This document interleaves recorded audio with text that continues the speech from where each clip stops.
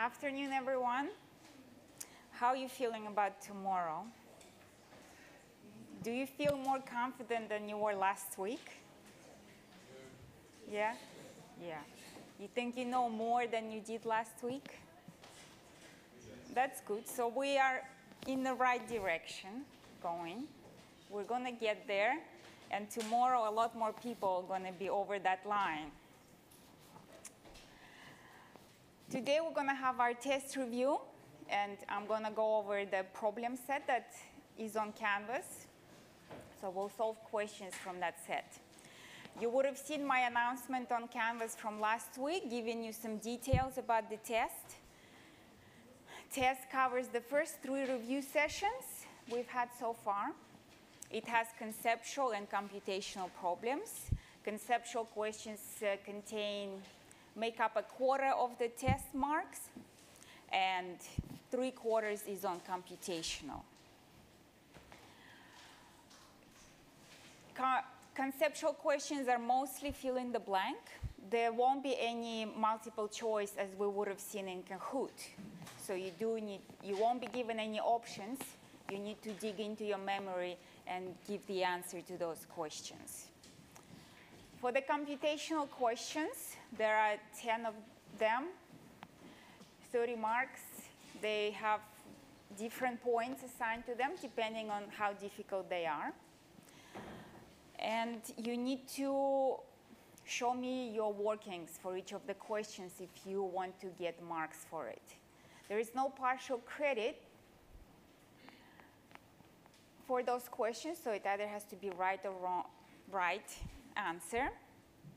But there is some degree of error that I do allow. So especially when it comes to payments or loan balances, whether you round your payments midway or not. So there might be some slight differences. So I'm not looking for a precise answer to nth degree. There is some degree of error that's allowed. So you have another day to study, look at the test review questions, challenges on Kahoot, all the other videos and resources that are on Canvas. Make use of Piazza, and there's some great discussions going on. And I really want to acknowledge students who have been contributing quite a lot to those questions. And sometimes I read an answer given by a student that I wouldn't have done a better job than what they did. So I really feel good about when students can give really good laid out answers to questions of other students in that class. So we do have some stars in this course. So do look at Piazza, and you'll find a lot of answers before you start panicking or how do you solve this question. The answer might already be on Piazza. I had an interesting email asking me what are some of the common mistakes that students do when they're doing the test. And I've never been asked this question before, but I think it's being unprepared. That's really the only mistake you can make. And let me tell you, a lot of students make that mistake. I think a lot of students panic because they think numbers, it suddenly becomes, they associate that with some really high degree maths and that it's really complicated. I think it's not. I told you the basic concept in this course is time value of money. That's really all you need to understand, that money has time value. And what are the components of it? You need to understand the timing of the cash flows. You need to know whether you're receiving or investing those cash flows. You need to know how frequently you're receiving or investing those cash flows. You need to know what return you're earning or the interest that you're paying. So your 2 best friends in helping you solve all of this is, number 1 is your calculator. And as I said, I ask you on your test to put down workings for the questions. what I mean by workings is you will see me working through the test review questions. It's really putting down, laying out the keystrokes that you put into your calculator to solve the question. I'm not asking you to take the formula that will be attached on the back of the test. It will be there. I'm not asking you to take the formula and show how you would use the formula to solve this question. We want to be efficient in this course. Calculator has all of these formulas that are in the back of that test. They're built into this calculator. All you need to know is how to enter the different components of the time value of money questions. And so that leads me to introducing you to your second best friend, and that is timeline. That's all you need. Calculator and timeline. Timeline is where you lay out all of the timing of the cash flows, the amounts, the directions where they're going. You label them on the timeline, and all that's left for you is to enter them into your calculator. It's just that simple. All you have to do is just visualize what is happening, what is written in the text. You just visualize it and put it on just a simple timeline.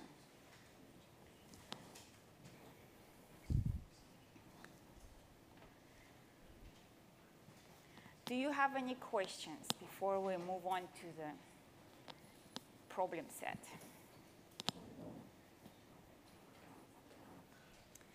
Okay.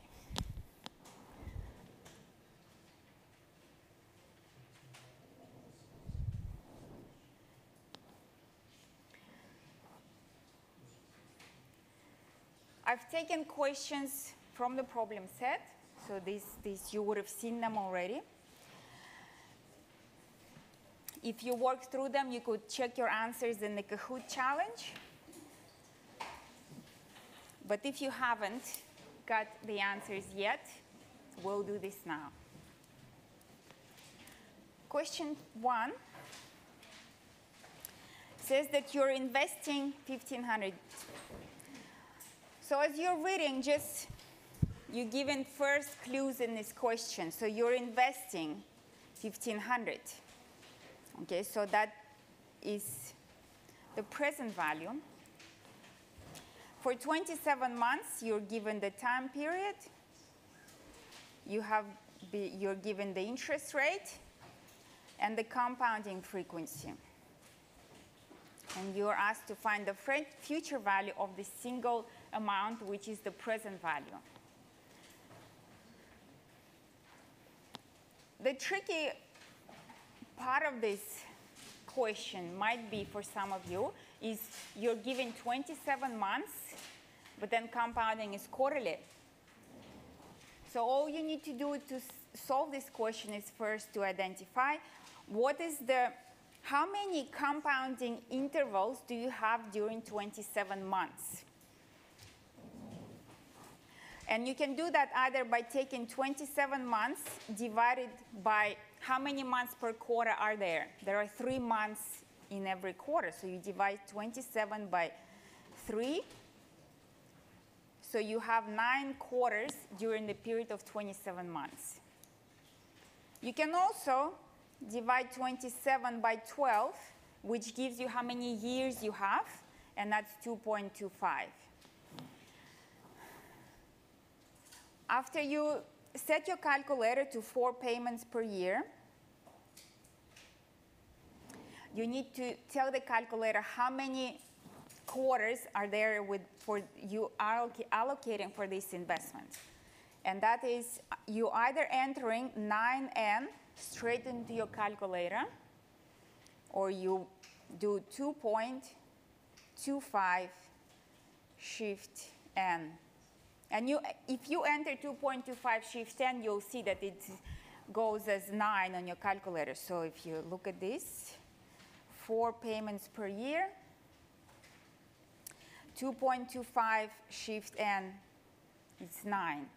So how you get to that 9, either divide 27 by 3 to find the number of quarters, or divide 27 by 12 and then do shift n. It's really up to you how you get there. So setting up this on the timeline, you have 1,500 present value at 6.5%. For 27 months, you've identified that it's 9 quarters. You ask him what is the future value. So that is all you need to put into your calculator. Present value, tick, and tick, interest tick. You're solving for the future value. 1734.19. Second question, just using the same assumption, what is the effective annual rate?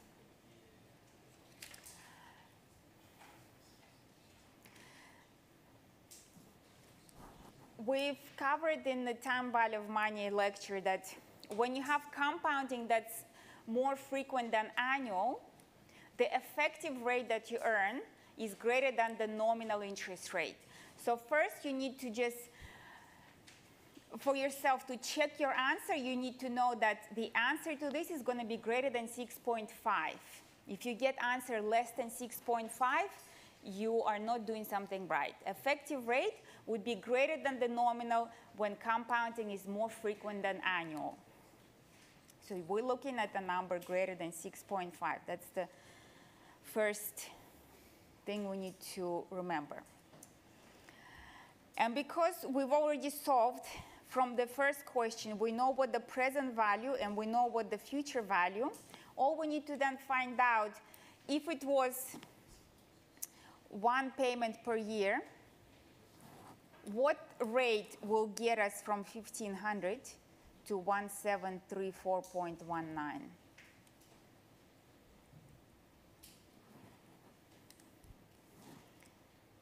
Because you have two cash flows here, you have to be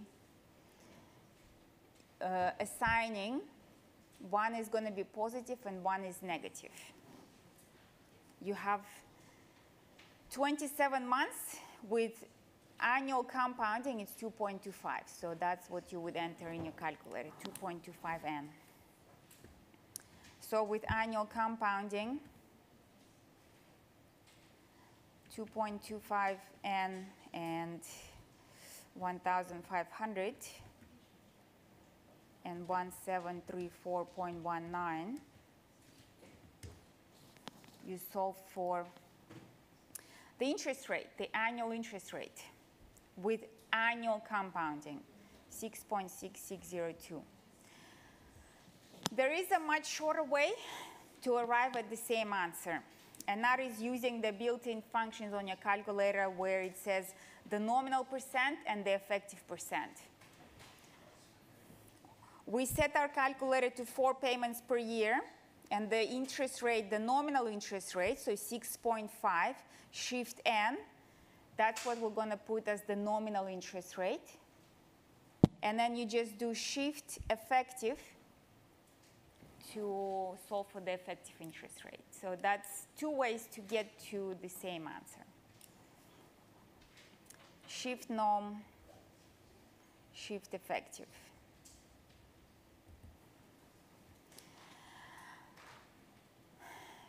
Next question, you're investing again 27 months, but now you're also depositing 500 per quarter. And there were a few questions about that. How do you deal with this $500 per quarter?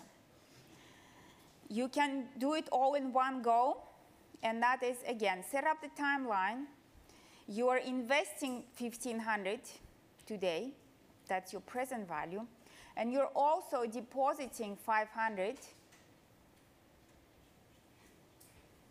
every quarter. Both of these are being deposited.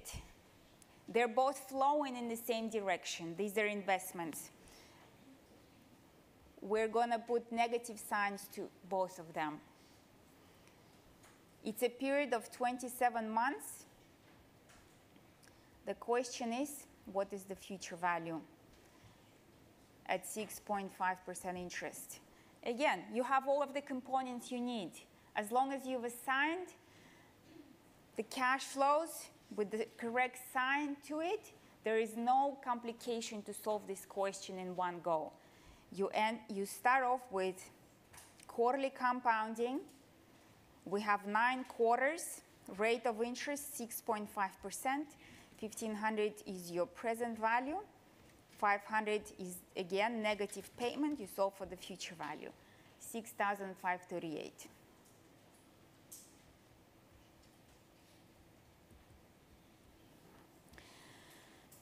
If this seems too complicated and you still don't understand, just break it into 2 questions and find future value of 1,500 as a single investment. And second, find future value of $500 annuity. At the end, you take the total of these 2, and you will have the same answer. Both of these, either you take it in 2 steps or 1 step. On the timeline, it's still the same. You're dealing with a single investment of 1,500 and an annuity of 500. Next question. Now it's saying that you're going to withdraw $200 per quarter. And that's going to be looking for the balance at the end of the first year. So we're only looking at 1 year, which would have you initially deposit 1,500, but then you're withdrawing 200. So it's going one way, 200 going out the other way. So 200 you're receiving every month. 1,500 is something you've deposited and invested. Therefore, payment sign would be positive and present value is negative. And you're looking for future value after 1 year at a rate of 6.5%.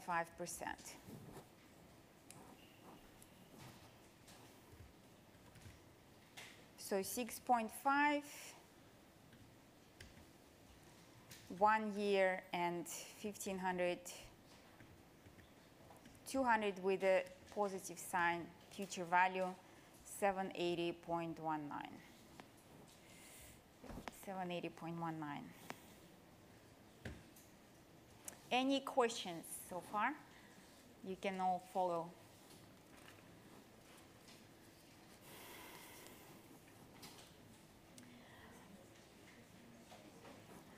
Next question, we need to calculate equivalent nominal annual rate if compounding is monthly. What is an equivalent nominal annual rate?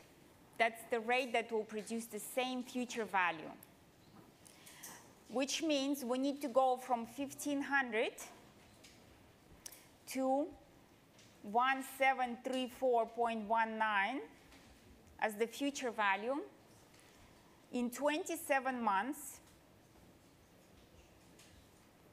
We know that if the rate is 6.5 with quarterly compounding, we know that this rate will get us to this future value. The question is now, if we have monthly compounding, what is the rate that's going to get us from 1,500 to 1,734?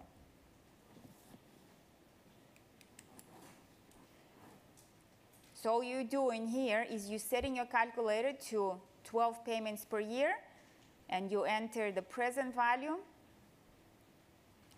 future value, and 27 months. So because it's monthly compounding, you just put in 27N into your calculator and solve for the interest rate.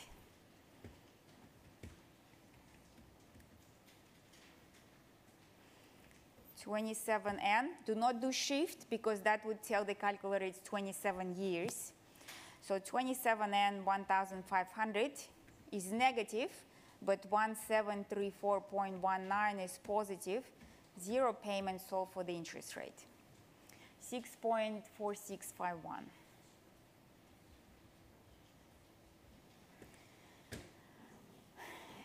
to just check whether you're on the right track with this question.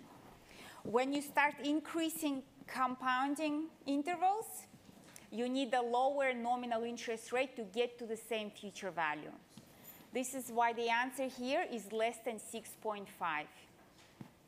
If we had weekly compounding, that equivalent nominal annual rate would be even lower than what it is with monthly compounding.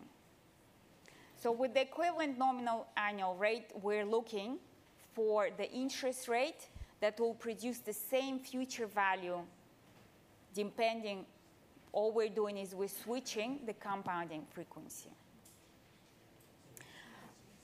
Shortcut solution on your calculator, you can also do that, as we've done with the effective annual rate. For this, we go back to quarterly compounding, 4 payments per year. We first start off with putting the nominal interest rate to find out what is the effective rate. 6.6602, we've solved that before. Then you go and switch the calculator to monthly compounding, 12 shift payments per year, and then shift nominal, 6.4651, the same answer.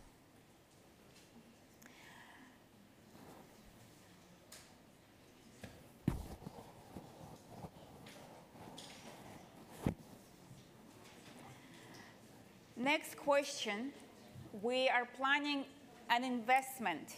So we're planning this investment, so it's in the future. And we need to accumulate this 100,000 in the future. So if you're setting up a timeline, 100,000 is sometime in the future. So that's the known future value. We're given a timeline of 5 years. You're going to be investing a fixed amount. So it's an annuity at the beginning. So just paying attention to small details, such as beginning of each month. So our first payment would actually start here at time period 0. And we're going to do that for the next 5 years. During these 5 years, we're going to make monthly payments. So this we would make 60 payments during the 5-year period. We want to find out what level of payments we need to invest into this fund, which is sinking fund, to accumulate 100,000 to get to that goal of 100,000 capital investment. If money had no time value and we could not earn interest, you would just take 100,000 and divide that by 60. If you invest every month, if you put 1,666 under your mattress, 60 months in a row, you will end up with 100,000 in the end. But we know that money can work for us and it can earn interest. So that's why we're going to be investing into a sinking fund that can earn interest. So let our money work for us. And that's why we're going to solve for the level of payments with monthly annuity. So we need to, it's annuity due, beginning of the month. So shift begin. You can see on your calculator that it's in the begin mode. We have 5 years. We're earning interest at 5.75. 100,000 is what we need to reach at the end of 5 years. We start with a 0 present value in the payment. That's the level of payment that will be required to get to that goal of 100,000. Next question, all the same except how much principal would you deposit over the next 5 years? Again, if we were depositing 1,666.67 per month, that would mean that we've deposited 100,000 over the 5-year term. because in this scenario here, we were earning interest, we didn't have to deposit the whole 100,000. We deposited less than 100, and the rest was made up of interest that those regular payments have earned. So how much did we end up depositing in cash into the sinking fund? All you have to do is multiply this payment by 60. So you've made 60 payments. So times 60, 86,136, which means roughly 14,000 was the interest that we earned over the 5-year term.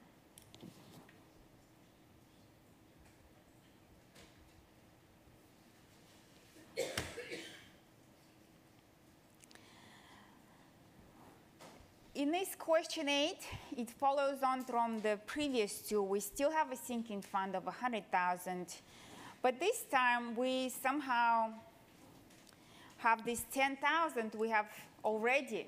So we can start off our sinking fund with a $10,000 lump sum. If we go back to this timeline that we already had for the question 6, this timeline had 0 at the beginning. There was no initial investment. It was all just made up of payments.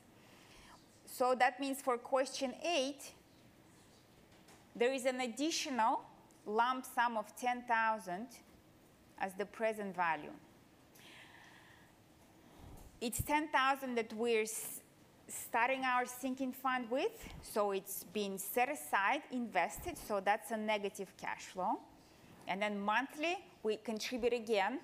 Well, we used to be contributing 1,400 because we did not have 10,000 to start with, but these payments are also negative. They're all contributions to the sinking fund. So you have present value that's negative. At the end of the 5-year term, you're going to withdraw. It's going to be a positive cash flow as the future value.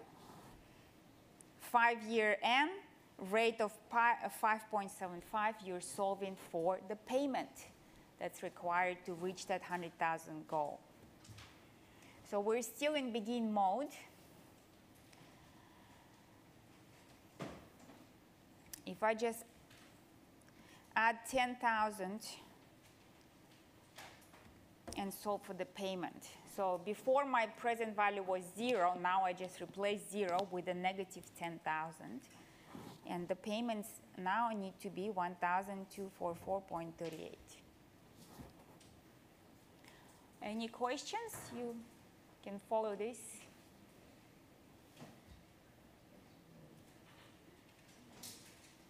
Okay, moving on. Question number 9. I would definitely start off this question with a timeline. It would be the easiest way to do this. Maybe for others, you can just visualize that all in your head. But for this one, it's the easiest would be with a timeline. The reason for that is because we have uneven cash flows. It's also compounded monthly, so it wouldn't be as straightforward. If you wanted to use cash flow functions, you do have to be careful there because compounding is monthly and not just annual. The best, well, for me, just the most straightforward would be to just find either present value or future values of these single amounts separately and then add them at that single point in time that you're bringing them to. Well, in this question, you're asked for the future value. So let's do this. First, we have a total of 4 years, and it says that these are end-of-year payments. So we have end-of-year 1, 5,000. Year 2 is 4.5, and 6,000 in the end of year 3. But we can only withdraw these funds at the end of year 4. So we're looking for the future value at the end of the 4th year. The interest that's accumulating on these cash flows is 10.6. So to solve for the future value, you need to compound 5,000 to the end of year 4 at the rate of 10.6. So 5,000 is the present value. Interest is 10.6. And the N is 1, 2, 3. So you have 3 years until you get to the end of year 4. So N is 3. And you do need to set your calculator to 12 payments per year because compounding is monthly. And you're looking for the future value of this 5,000. 4,500. It's the same interest rate. You're just changing the number of years to now 2 years. And the last 6K, you only have 1 year that it will be accumulating interest. Now that you brought each of these cash flows to a single point in time, they now have the time frame you're looking at is going to be equivalent. It's all end of year 4, so there is no problem in adding the future value of each of these single sum to find the total future value of these cash flows. So you would have done that in the very first week of our semester, finding future value of a single sum with known present values. Nothing complicated here once you break it down with a timeline. So just write down the future value separately and your answer will be 19,087.61.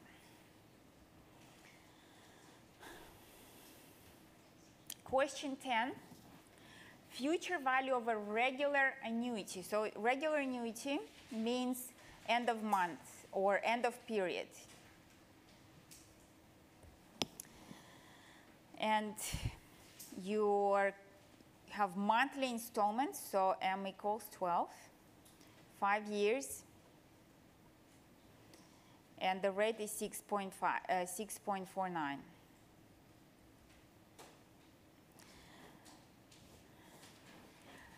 The next part is a little bit complicated, but again, if you do a timeline, it will become easy. All right, let's visualize this. We have 5 years, 0 to 5, and its timeline is split into 2 periods. We have first 3 years, so up to year 3, we have annuity that is 500. And for the last 2 years, the annuity is 350. You need to find the future value of these 2 annuities. I've seen students approach it this way. They would solve future value of $500 annuity at the end of year 3, and they find future value of a 2-year annuity, and then add the 2 together. You cannot do that because you're adding cash flows from different time periods. You first need to translate this annuity, transport it to the end of year 5. So how do you deal with that translation to the end of year 5? So it becomes now a single sum. So it becomes the present value of a single sum, and you're solving for the future value of that single sum over 2 years. Only then you can add the 2 future values together to find the total future value of this annuity.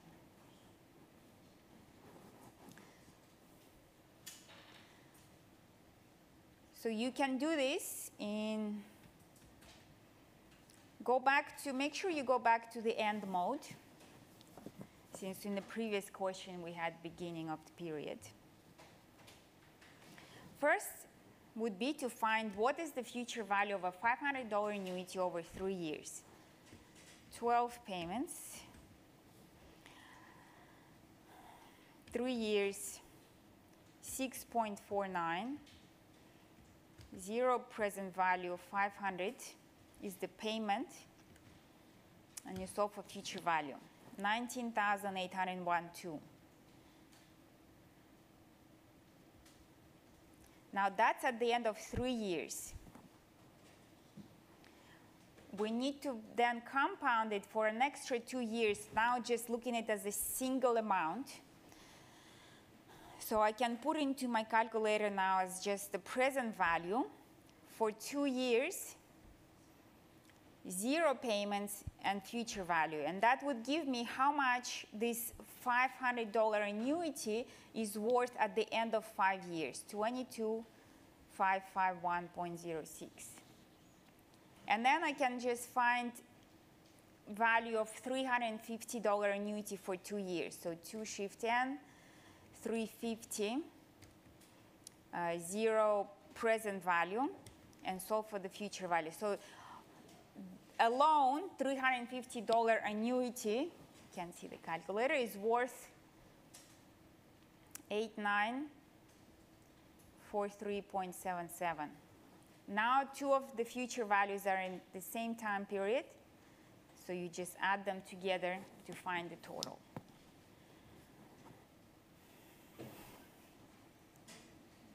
Or you can do it a little bit faster, where you still find after 3 years 6.49 $500 annuity. That's the future value of it. I'm going to put this into the present value register. So I'll put a negative sign and put it in the present value register. Add $350 payments with the same sign, because these are all still going into the same direction. Reduce the period to 2 years and solve for the future value.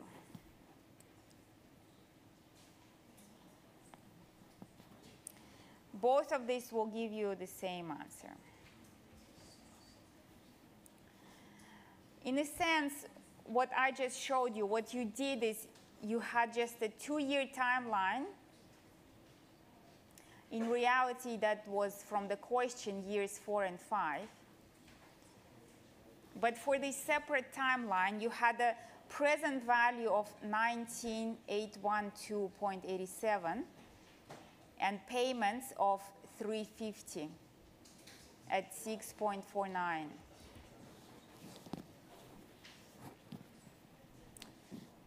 And you're solving for the future value of this, so just this timeline.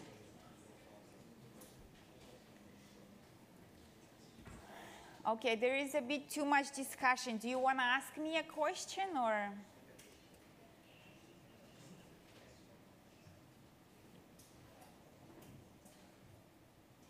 Yes. Where 22 comes from, that is the future value of this. Yeah. That is if you want to solve that in 2 separate steps. This one just allows you to do it all in one step without adding them separately. Calculating future value interest factor. When you're asked, and another thing I noticed, when students come across on the test, if there is a question like this, interest factor, there is a list of future value interest factor formulas on the back of the test. And they start using this formula, and most of the time they get lost when they're using this formula. All you have to remember that an interest factor, it's either present value or the future value of $1. That's it. And then you can use your calculator to solve for either present value of $1 or future value of $1. In this case, future value interest factor, you have a $1 present value, and you're solving for the future value of that $1. N equals 10 and rate of 6.9. That's all you have to enter in your calculator to solve for the interest factor. You can, I'm not going to stop you from using the formula, but you can also use your calculator. With interest factors, if you remember again, and you don't just have to remember, you need to know that. When we're looking for future value, we're compounding, which means that this $1 is going to grow. So you're looking for a value that's greater than 1. All of the future value interest factors are greater than 1, and present value factors are less than 1, because you're discounting. Just like with the next question, you're looking for the present value interest factor. That means you're looking for future value of $1, and you're looking for the present value of that $1. You're going to discount $1, so it's going to be below 1. It's less than 1. Monthly compounding, 10 years, 6.9%. 1 is the future value, 0 payment. Well, that's for the present value interest factor. For question 11, 1.98978. So what would we use interest factors for? And you use a lot of them in valuation where you calculate those factors. So then I can take, if I say I've invested $1,000 for 10 years at the rate of 6.9. If I have this factor, I can just then multiply this by 10,000 to find the future value of an investment of $10,000. So that's when you have interest factors, then you can multiply it by any amount to find their present value or future value, as long as the same interest rate. So with the present value interest factor, it's just you're looking for present value of $1. There is also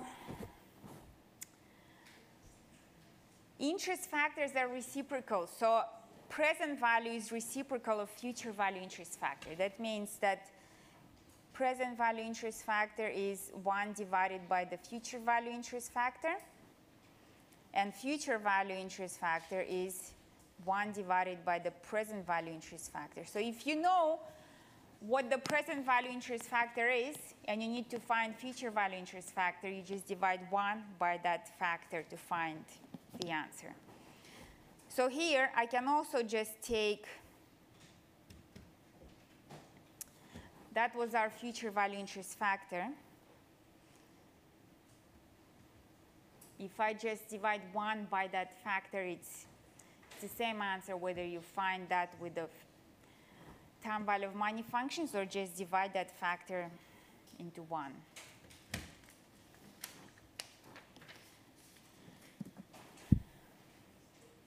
Question 13.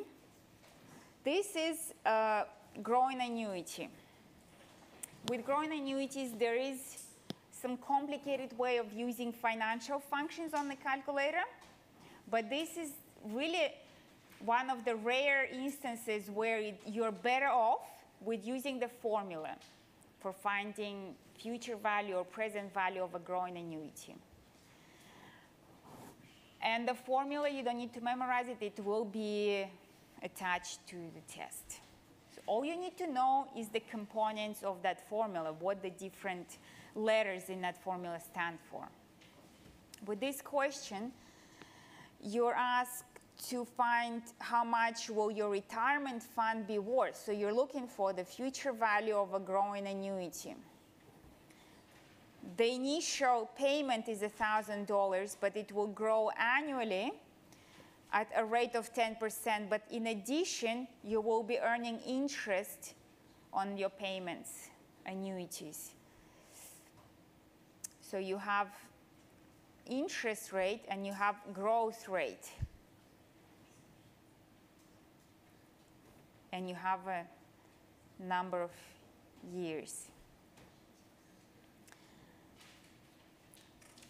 The formula for the future value of growing annuity is your initial payment, payment 1, times 1 plus interest rate, and the factor here is the number of years you have it, minus 1 plus growth rate, and the same factor here, divided by interest rate minus the growth rate.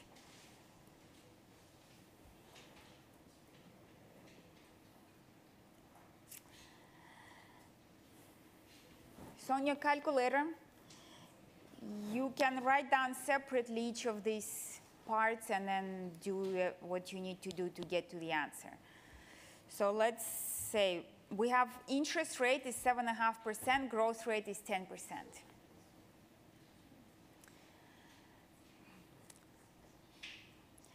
$1.075, that's 1 plus 7.5%.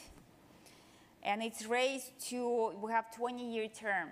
So shift, and raising to the power, you see this yx. So shift yx 20. So that's 4.24. And you can write it down on a piece, on your paper, 424,785. Or just store in your calculator, shift, store, and you can store in any of these registers here. The next part is 1 plus growth rate, that's 1.1, and raised again to the power of 20. I can store this, say, under register where we have number 2 here. So I need to take the difference between those two. So 6.727 minus, and then I just recall what is already stored, equals. So that's the top part of your formula, 2.47965. And you divide that by the difference between interest and growth rate, 0.025. Divided by 0.025. What's here is the factor, future value of growing annuity factor. And then I just multiply that by the initial payment. And the total is 99,185. Our answers will be slightly different because when I'm storing values in the calculator, it keeps all of the decimal places. Even though I wrote down 5, the calculator keeps 14 decimal places. So my answer will be a little bit different if you store in it versus truncating it on the paper and then multiplying. And I do make allowance for that. Next question is, what is the most an investor would pay to be the recipient of these lease payments? Pay today, which means we have a present value of a growing annuity. And the formula for that, again, it will be given to you. 1 minus, and then 1 plus g divided by 1 plus I. And that first needs to be raised to the nth power, subtracted from 1, and we're still dividing that by interest minus the growth rate. So it's 1 minus 1.1 divided by 1.075.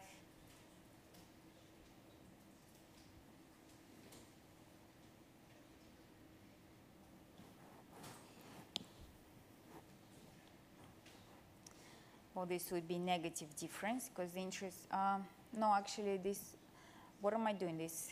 Sorry. I'm taking assumptions from this previous question. Okay, in this case, this is 5, and that's, the growth rate is 7, so that's 1.07. And the interest rate is 1.08.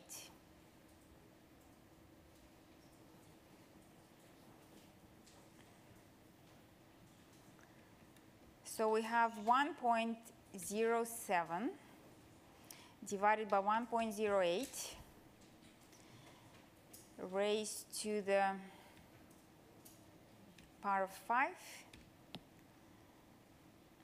Subtract 1.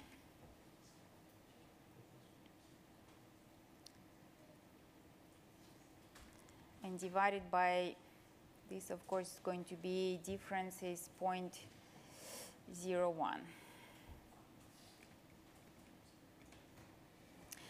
So this is the factor, 4.54. Multiply that by 25,000, which is the lease payment. 113,617 is the present value. That's how much you would pay to receive 25,000, which is going to grow at a rate of 7% over the next 5 years. See? Well, we only have really 1 minute. The loan is, all right. So this one, find the present value of the loan and calculate the monthly payment. I hope most of you can do this at this stage. This is nothing too difficult. Table loan means it's a constant monthly payment, just using PMT function on your calculator. That's not too hard. Loan balance. After you solve for the payment, do 5 shift N and solve for the future value. This one, how much interest? There is actually a good description of that on Piazza for that question. So look that up.